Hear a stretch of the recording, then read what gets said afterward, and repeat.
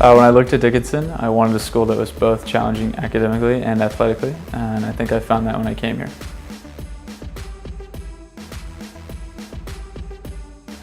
So definitely all our spring break trips have been amazing, and then if I had to pick one particular match, my freshman year, so 4 years ago, we made it to playoffs, and that match was just special because playoffs in our conference is extremely difficult. What I've enjoyed most has been my teammates and the rigor of our schedule. I think I've made a lot of good friends here on the team, and I hope to hold on to them for years to come.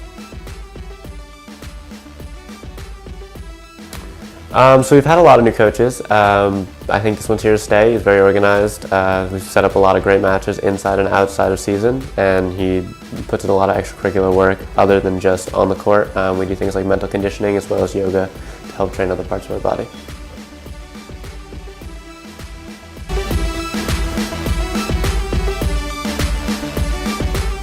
I coached previously at very similar schools, both smaller liberal arts schools that focused on education first, very strong students, but were also very serious about their athletics. So the schools were very similar, which made the students very similar in a way.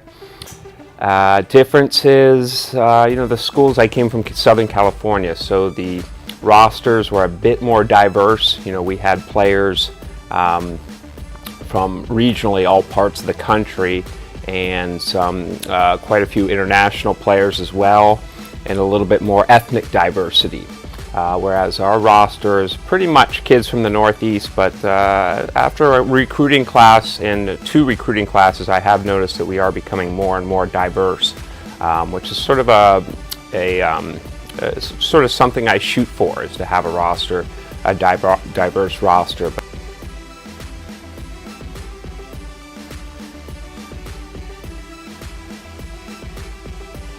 Instead of just playing on the team, I feel a little more integral into what we do outside of the court, as well as how we train while on the court or on our specific trips. It also just helped me step up to that leadership mentality and to try to actually meet the kids instead of just putting a name to a face to a position.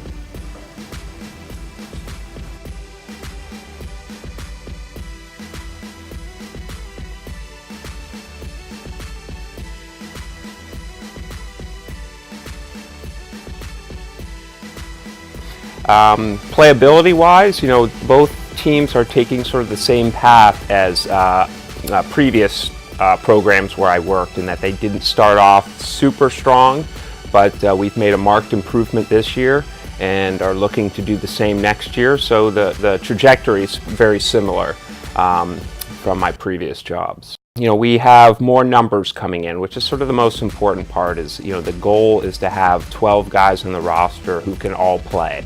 That way, if someone does have a major exam that they have to study for and can miss a practice, or a guy's sick, we can plug in guys who will just fill in nicely. And we do have 5 guys coming in, all who can play.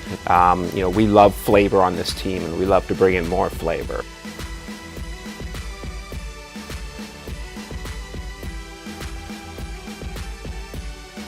As an outcome, we like to be a top 30 nationally ranked team. I think that's sort of the next step for us, for the men's team, is to being top 30. And from a talent point of view, we're certainly there. And then once we're top 30, being able to compete with the Swarthmores and the Hopkins, and as maybe a nationally ranked team who even finishes 3rd in our conference, you get to potentially get a bid to go to nationals. And that's sort of the ultimate goal, is for us to go to nationals, to play in the NCAA championships.